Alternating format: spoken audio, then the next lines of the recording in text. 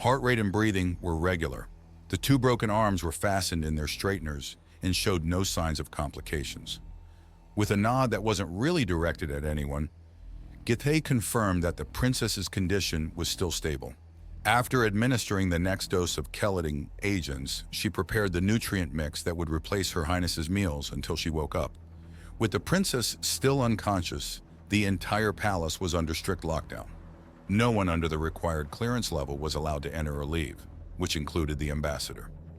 Gith was glad that she was not the one who had to tell her that the negotiations, which would have continued today, were off without being able to give her a reason.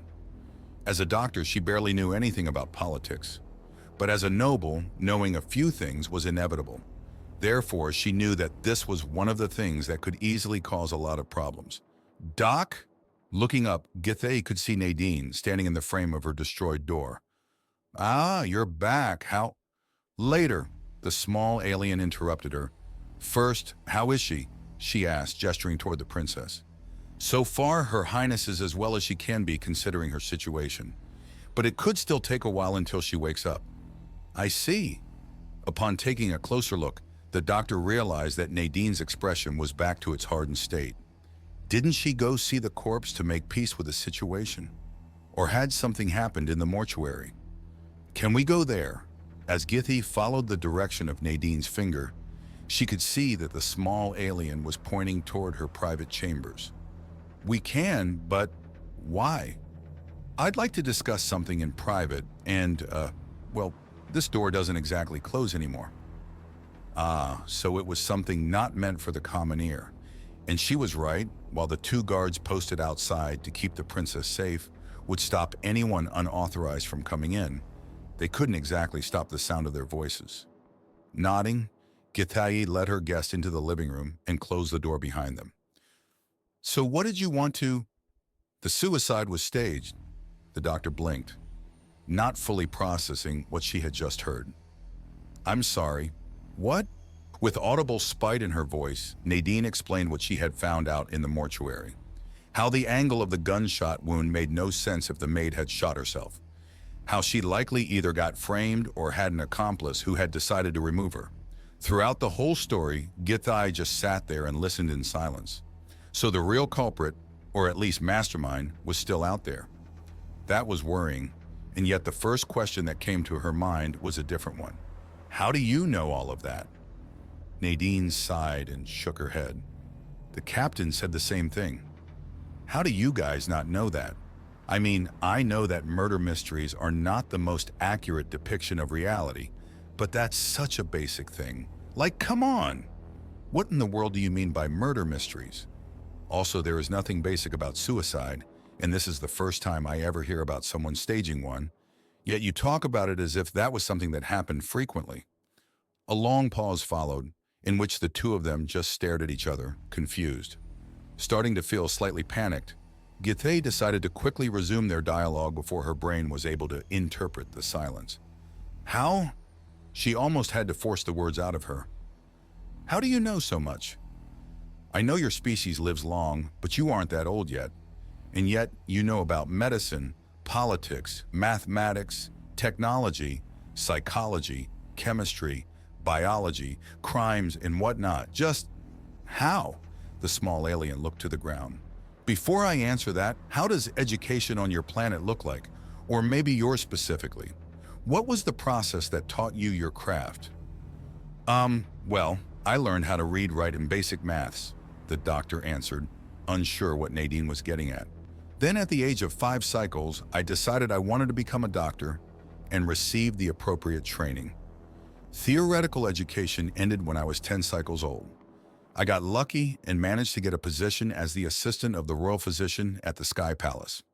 Then about 2 cycles ago, Her Highness took me with her when she moved into the Star Palace." "I see. Then I guess I have to tell you that your people have a very different understanding of what basic education means compared to mine.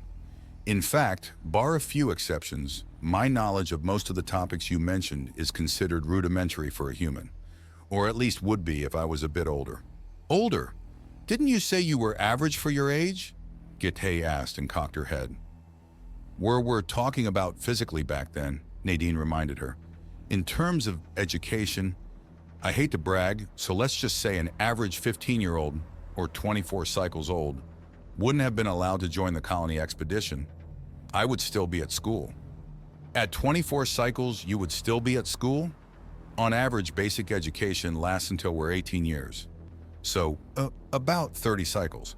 By the time the average first world child starts working full-time, a wehrmeyer would already have died of old age. Though in other regions like the US Ag, it's not as long. That was a lot to take in. Gith needed so much of her thinking capacity to process the new information that she didn't even ask what Naen had meant by first world. She previously had some ideas on what the human's long lifespan made possible, but hearing it outright was something else. So humans spent what equaled an entire lifetime's worth solely on education, and that didn't even factor in the practical knowledge gathered over time. Now she really wanted to meet a 100 cycles old human doctor who had what would be multiple generations worth of experience for her. It's also not rare for a human to learn multiple professions, Naen continued, either because they switch paths or because they benefit from the combined knowledge. That doesn't happen here, does it? It doesn't, Gith affirmed. No wehrmeyer could afford to waste that much of their life. So basically, you know close to nothing on topics that don't involve medicine? I doubt common knowledge is a term that means much in this conversation. So bar a few exceptions, more or less yes. Then, back to the topic at hand, that also means that staged suicides might have happened in the past, you just don't know it. The doctor thought for a moment. I guess, but it still can't have happened often. Who is usually in charge of investigating crimes? Depends. If it's a crime among commoners, that would be the city guard. Nobles have their own guards, and sometimes have specialized investigators on their payroll, which we, due to the emergency protocol, are not allowed to call until the princess wakes up, right? Yes. So solving crimes is most of the times just a side gig, Naen concluded, obviously dissatisfied. I wished our crime rates were low enough to afford to do that. While Gith was once again unsure about some of her words, the context made it clear what she meant. So, what now? The doctor inquired after another pause. Well, I managed to convince the captain to continue the investigation.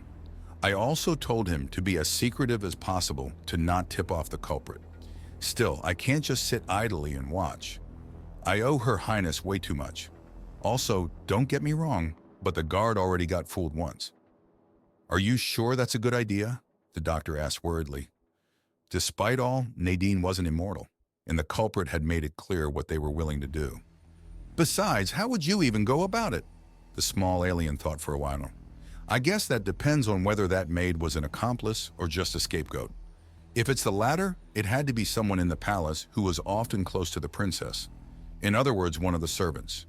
If, however, she herself was the one who did the deed, then it would be anyone who had a motive. Probably either a similar grudge that the maid supposedly had, or they would profit from her death. Can you think of someone like that?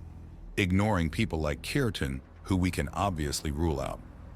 Why would you even think of His Highness in this context? Well, because he obviously has the most to gain from it. Should his sister die, he would inherit the throne. I know he would never do it, which is why I said we can obviously rule him out. But it's still a fact we need to remember. Did he maybe have supporters among the nobles who would rather see him on the throne? Now Gith started to really get scared by the alien's train of thought. How do such things even come to your mind? Well, Naen answered with a shrug. That's more or less how the history of our nobility looked like, especially during the Dark Ages. Sometimes even in the modern era, though that was very rare. I don't know, I'm not that deep into politics. But it shouldn't. Her parents are the ones who would constantly cause trouble. Her taking over foreign affairs should have vastly improved our standing. That seemed to remind the small alien of something. Yeah, it should, she said in a very drawn-out way. Say, if a foreign ambassador would visit, and during the negotiations, they would end up getting insulted, how exactly would the fallout look like? The person in question would need to make concessions in an attempt to make up for it if they didn't want to kill our political standing within the alliance. So it would not only greatly improve the position of the other side, but they would probably end up with more than they would have otherwise. Nadine nodded. Mm-hmm. And isn't there a certain species known for getting insulted very often by the king and queen before the princess took over? One that, how did she say it? I can't even count how many concessions we had to make to them before I took over. The doctor froze as she realized what she was insinuating. You don't mean... You can't. Whatever you do, do not accuse her of anything if you don't have solid evidence. She is a representative of a foreign planet, a royal guest. Below the royal family, that is basically one of the highest positions one can have. True, but the same can technically be said about me, right? She stood up and turned to the door. I know that she kept me hidden for my own sake, but right now she is the one who needs help. My position allows me to inspect the ambassador better than the guards can. And as I already said to the captain, I am done hiding.